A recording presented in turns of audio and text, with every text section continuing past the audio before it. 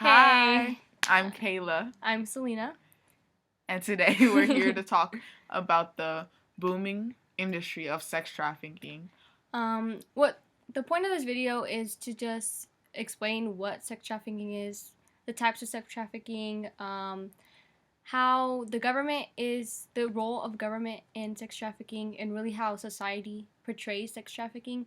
We'll touch more on the society one because we're gonna tell a story about how, well, we were researching and we saw some comments and just shows a little glimpse of how society is viewing this industry. So let's get started. So, there are two different definitions of sex trafficking. The first definition is, Sex trafficking, which occurs when someone is forced or fraud or coerced to do commercial sex acts. and a commercial sex act includes prostitution, pornography, sexual performance done in exchange for any item of value like drugs, money, food, shelter, clothes, etc. And when you think of sex trafficking, you really question why is this happening? Like why are people being forced to sell their body as like assets? Or someone else forcing them to sell their own body. Yeah. So one is because the buyer, which is the person who is fueling the market, like the one who is pushing the women out there and Exactly. making them go on the streets or wherever it may be to, traffic their body. And number two is the trafficker or the pimp. Those are the people who are exploiting them and who are the people who are earning revenue from the buyers. Which results in the victim, which can include both females and males, but they're the ones who are sold and bought for their bodies. And it's usually a full circle, it happens as if like it just keeps going on and on, yes, because the buyer will always buy the victim and then the pimp gets the money, then another victim, and yeah. So traffickers, they find the victims through like social media sources. So that's like Instagram, or there's a lot of pimps who use like actual websites where the women who are being sold they post like advertisements for their body, and then that's how you get the buyer. Usually on like Craigslist and stuff like that. Yeah, it's like it's basically like the black market. Yeah, basically. Exactly. And there's another home neighborhoods, clubs, bars, internet, schools, and they lure them in through many different ways. It could be like protection, like they want to protect the victim, they can love them. It'd be like, oh, it's an adventure, just come with me. It could be giving them a home if they're a runaway, which we know most victims are. That is something we found out. And it could just be opportunity in general. Yeah, it's crazy how when you hear the stories about the actual victims, like, oh, he loved me and I thought this just, like he's my first love and I thought this was normal, like things like that. And this is like the traffickers, they to keep them, because like once you fall in love with somebody and you just realize like this isn't normal, because, and there's no way to get out of it because the traffickers use things like fear, violence, intimidation, and threats to ensure that they like meet the demand of the buyers. Usually, the age that are commonly being bought are children between 14 and 16. And they say that they pick those numbers because it's they're too young and naive to realize what's really happening until they do. And, they're using those four things so they can't get out of it. So, like the way society views this might be prostitution. And prostitution is different from sex trafficking, but they do have some like things that connects. So like prostitution, women who are prostitutes, they are going out, selling themselves, and that's how they earn their money. But it is kind of related to sex trafficking because they can still have pimps, which are the ones who are making them go out there to get the money. And another thing with prostitution is that it's still kind of a form of systematic oppression, because if you are a prostitute and then you get prosecuted for being a prostitute, then you're kind of forced to go back into prostitution, because if you try to go get a job, then there's no way for you to, say like, yeah, I was a prostitute. Automatically on your record. It's on your record. So then you're forced to go back out there and work for the guy who is, using you for your body, which is related to sex trafficking. And in most cases, prostitutes don't necessarily get the money that they're working for. Some do, but mostly they do obtain a pimp throughout their experience as being a prostitute. And another thing with the government's role is this: is a lot of the victims of sex trafficking are not even treated for being victims of sex Mm-hmm. trafficking. They will go as unidentified and treated for things like drug abuse, alcohol abuse, domestic violence, delinquency. Teen pregnancy and STDs and abortions. So the government's not really recognizing that you went through sex trafficking and those are some factors of sex trafficking. They're just saying like no, they just are like delinquents and they just don't listen or whatever. Or like you're pregnant and you're a teenager, Yeah. or things like that. Like the connections between sex trafficking victims and the results are not being made. So they're avoiding the fact that these are victims of sex trafficking and just treating them for other things, like as we said. Mm-hmm. Um, so what we were looking for also with the role of the government was how Super Bowl is something that we're all very known, like very like everyone knows about Super Bowl, like in Mm-hmm. America especially.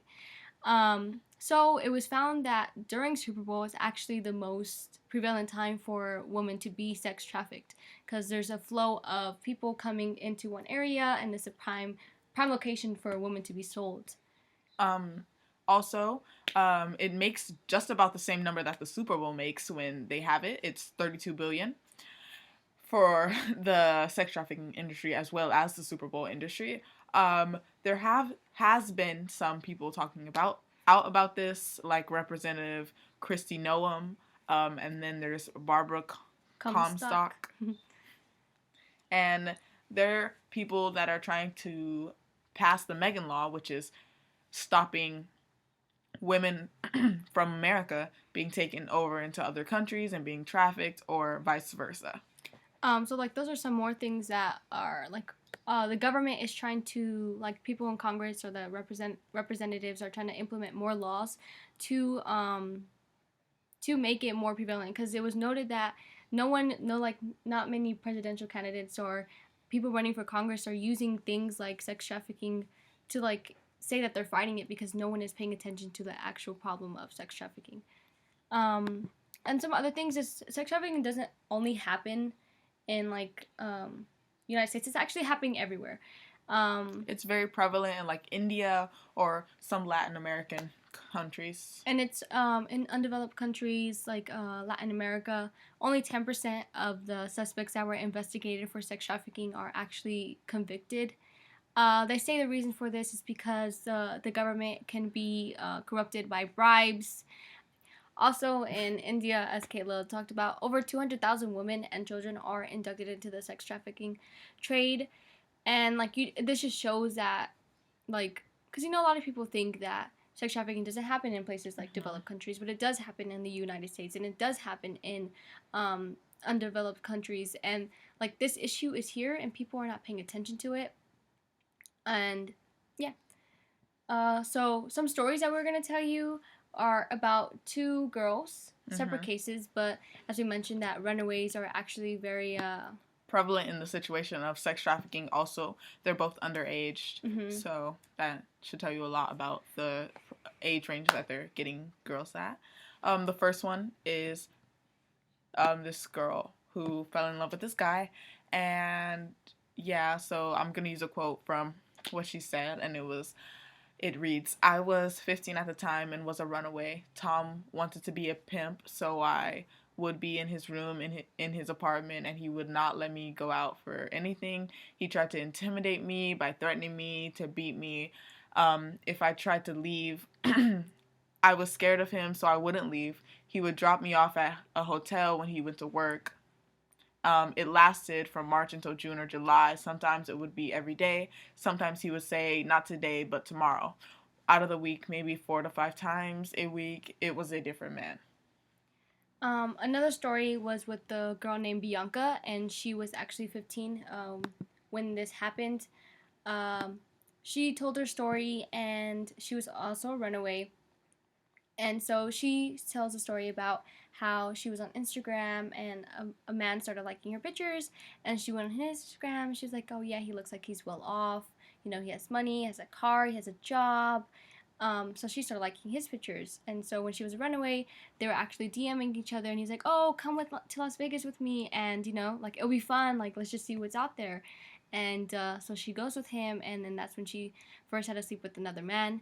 After she said no, no, again and again, he was like, "Come on, like it's just one time," but it wasn't one time because this process kept on going on and on and on, and there was no way for her to get out of it because he said if you try to call the cops, if you try to go with your family or you try to go with your friends, if you try to have someone pick you up, I'm going to kill them. Like he uses these threats to force them to stay within this this form of injustice. Like this thing is like they make up these systems so that there's no way for them to get out. And Mm-hmm. she was also talking about in her story about how they put themselves on websites, and from those websites is where people come and like basically purchase them, and they had to sleep with those men. Another thing that was interesting about her story is how they would only have to sleep with a certain type of man, like certain amount of men, but then he started raising like you need to make this much money, which forced her to go into drugs, so she could stay up more, and so she could have sex with more people to make the money. And what's even more interesting is that in the beginning of this, the police saw her and they said she doesn't look young enough to be like out on that late at night. So they picked her up and they took her to jail. But then they just thought she was under the influence of drugs, so they kept her for a little bit, and they wouldn't listen to her about like her sex, like somebody's trafficking her and stuff like that. And she was also pretty scared because of the whole family thing Selena Mm-hmm. mentioned. So they just let her go the day after, making her go like right back to the guy. Not only did the police see this in a different way, but also there's a lot of comments that go along about how she's so naive and that she went back, and they were insulting her throughout the whole video and saying that she's stupid and she's a little bit of a ditz. And some people even went as far to say like you deserved it because you're Yeah. stupid and you went back to him, when in reality she was scared, and like many people in that position would be. So And it just shows like how like people on the outside, even though they know that she was sex trafficked, that she like they totally ignored that fact, and they just only see like, oh, she's stupid, she was naive, like she did this to herself. And it's just sad that people are so blindsided by that mm-hmm. and not even paying attention to the fact that she was trafficked. And then also people were, that's also why sex trafficking happens, because people go to say like, oh, you're an attention whore, and just because she posts like a couple of nice pictures on Instagram saying that she basically asked for it, and that she basically asked for a grown man to come and traffic her out to people in Las Vegas. Exactly. There are organizations set out to stop sex trafficking. There will be links to these organizations on our website, which is No Trafficking, and we'll post that up on this video too. So one of the organizations is A21, which is set out to abolish the injustice in the 21st century. They follow a thing called the 4P paradigm, which is prevention, protection, prosecution, and partnership. They also do cool things like if you really want to do something about sex trafficking, you can organize a walk for freedom. Um, this is like where you fill out a application and then you gather people. You have a march, it's a time, a distance, and it's basically to promote the issue and this injustice so that people can become more aware about it. So another organization is called Shared Hope, and they prevent, restore, and bring justice. And one of their quotes that really touched both of us was, Mm-hmm. "It's more than a cause; it's her life." And it started by a woman named Linda Smith who traveled to India, and she saw how prevalent the sexual trafficking was there, and she wanted to get this booming. So they wanted to bring an end to sex trafficking, and it has led through successes of prevention.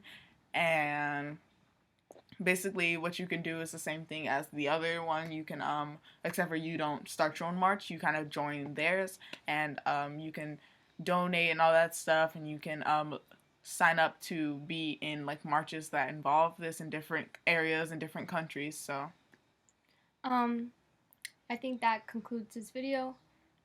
We hope that you guys learned something more about sex trafficking, because I know when we researched, we didn't realize like how much of an like we knew it was an issue, but actually researching it and knowing more about the problem, it kind of like opens your eyes and like something needs to be done. thank Thank you you for for watching. watching. Bye.